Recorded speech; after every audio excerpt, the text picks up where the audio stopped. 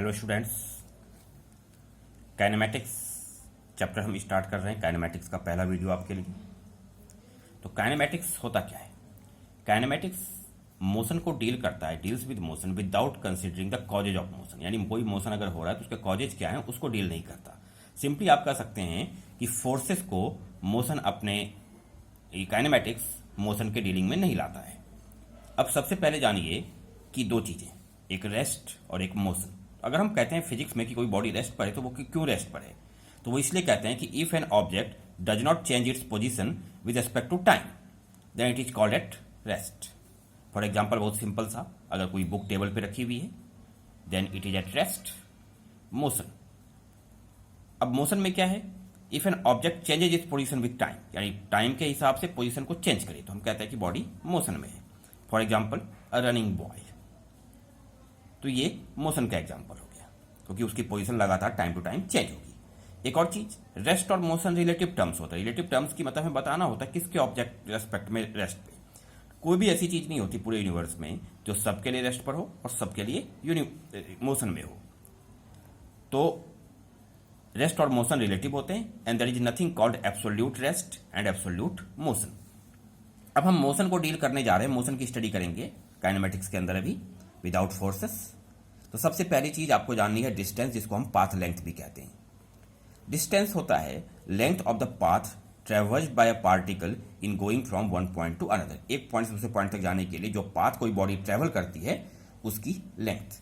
इसकी SI unit होती है मीटर और इसका डायमेंशन होता है, केवल लेंथ में होगा तो m0 l t0। आप इसको सिंपल l भी लिख सकते थे।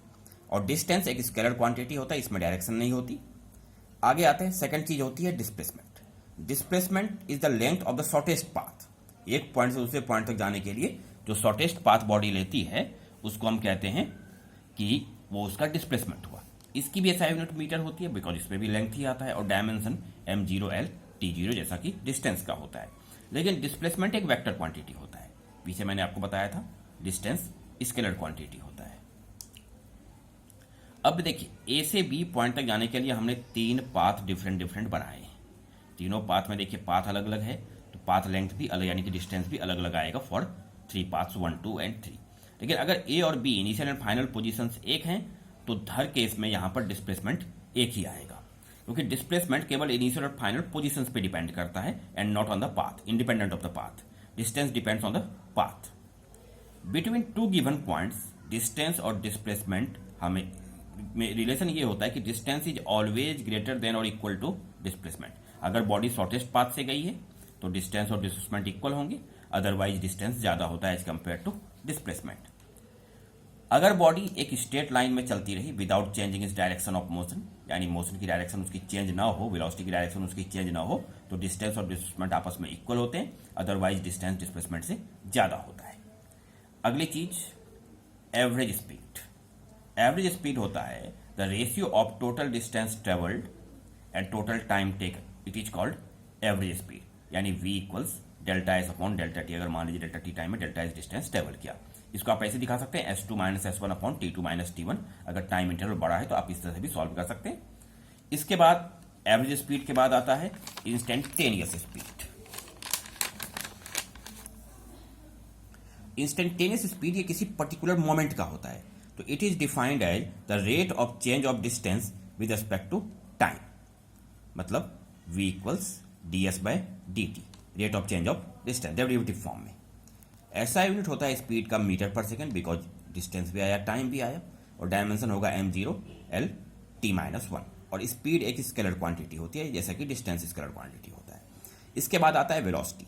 तो वेलोसिटी भी दो टाइप के होते हैं, एवरेज वेलोसिटी और instantaneous velocity. Average velocity is the ratio of total displacement and total time taken, यानी कितना टाइम लिया और कितना डिस्प्लेसमेंट हुआ, मतलब delta S upon delta T, x2 minus x1 upon t2 minus t1। और इंस्टेंटेनियस वेलोसिटी, इंस्टेंटेनियस वेलोसिटी किसी particular moment का होता है, तो it is defined as the rate of change of displacement, यानी टाइम के रिस्पेक्ट में डिस्प्लेसमेंट किस तरह से चेंज हो रही है।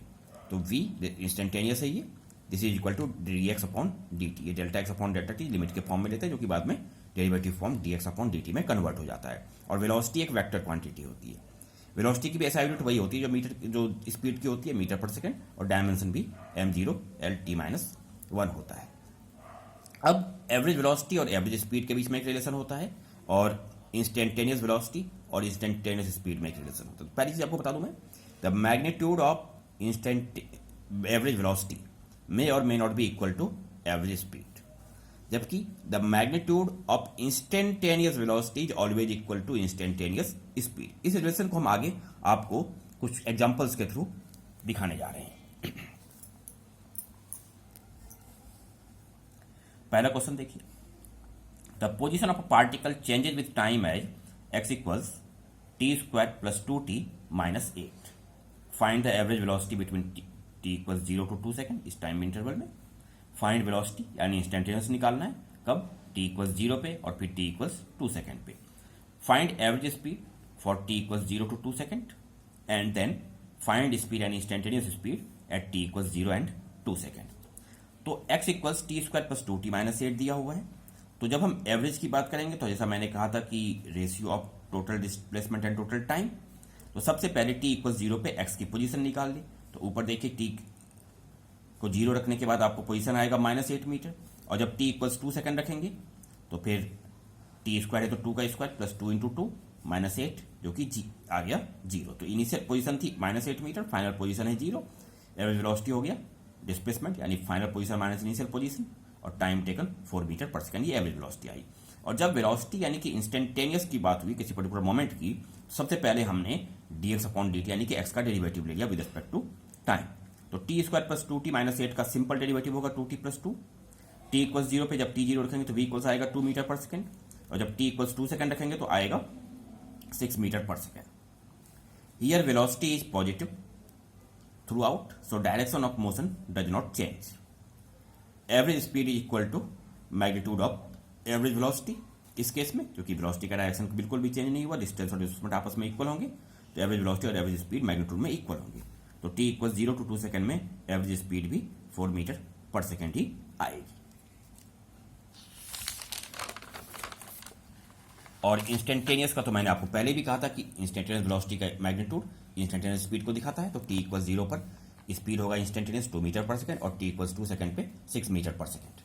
एक अगला क्वेश्चन दे रहा हूं, इसमें आप देखेंगे किस तरह से फर्क आता है, आप आगे समझ जाएंगे।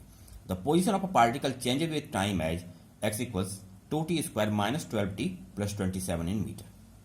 Find average speed for t equals 0 to 5 second and average velocity for t equals 0 to 5 second. तो x equals 2t² - 12t + 27। तो आप सबसे पहले पहचानने के लिए मैं आपको बता दूं कि 2t² का साइन पॉजिटिव है और 12t का साइन नेगेटिव है। तो इसमें डिस्टेंस और डिस्प्लेसमेंट अलग अलग हो सकता है क्योंकि वेलोसिटी की डायरेक्शन चेंज हो सकती है। सबसे पहले हमने इसमें डेरिवेटिव कर लिया v, तो आया 4t - 12। तो मैंने रखा v इक्वल्स 0। तो v इक्वल्स जब मैंने 4t - 12 0 रखा तो t इक्वल्स 3 सेकेंड आया। तो t अगर 3 सेकेंड से कम है तो वेलोसिटी नेगेटिव है, 3 सेकेंड पे 0 है, और 3 सेकेंड के बाद वेलोसिटी पॉजिटिव हो रही है। तो डायरेक्शन मोशन का चेंज हो रहा है। तो इसको करने के लिए अलग तरीका होगा। सबसे पहले आपने क्या निकालना है? Average speed. तो t इक्वल्स 0 पे पोजीशन निकाल ली, t 0 रखेंगे 27 मीटर आएगा। t इक्वल्स 3 सेकेंड पे x 9 मीटर आया, यानी 27 मीटर से 9 मीटर की पोजीशन पे आ गया। और फिर t इक्वल्स 5 सेकेंड, तो अब वापस 17 मीटर आया। t इक्वल्स 5 सेकेंड पे x। तो पहले 27 to 9 गया और फिर 9 to 17 गया। तो डिस्टेंस ट्रेवल्ड होगा 27 to 9 एंड 27 - 9 + 17 - 9। इस तरह से करेंगे ताकि डिस्टेंस हमें निकले, और डिस्टेंस हमेशा इंक्रीज करता है और पॉजिटिव ही रहता है। तो 26 मीटर आया। तो एवरेज स्पीड हुआ 26 मीटर, डिस्टेंस हुआ, टाइम 5 सेकेंड, तो 5.2 मीटर पर सेकेंड, 26.5 का वैल्यू आ गई है। अब आपको जब वेलोसिटी निकालनी थी एवरेज, तो वेलोसिटी में सीधे इनिशियल और फाइनल पोजीशन से मतलब है। तो t इक्वल 0 पे 27 और t इक्वल 5 सेकेंड पे 17, एवरेज वेलोसिटी सीधा डिवाइड करने के बाद -2 मीटर पर सेकेंड नेगेटिव आ गई। ठीक है, ओके। इसके बाद अब आगे हम आपको एक्सेलरेशन सिखाएंगे और आगे इसी तरह से ये सिलसिला चलता रहेगा। Thank you.